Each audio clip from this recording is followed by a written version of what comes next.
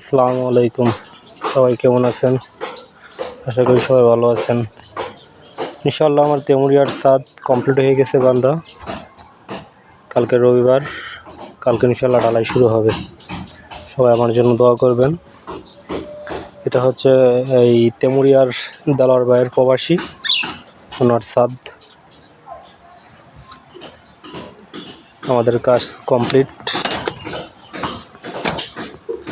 Pipe ফিল্টারের কাজও complete কারেন্টের। এখন শুধু সকালবেলা ইনশাআল্লাহ ঢালাই শুরু হবে।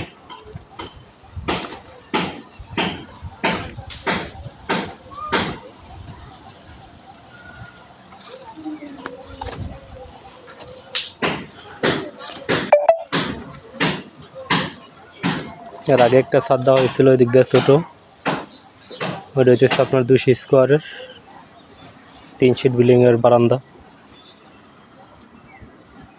আর এটা হচ্ছে মেন ছাদ, 3 রুম 1 বাথরুম।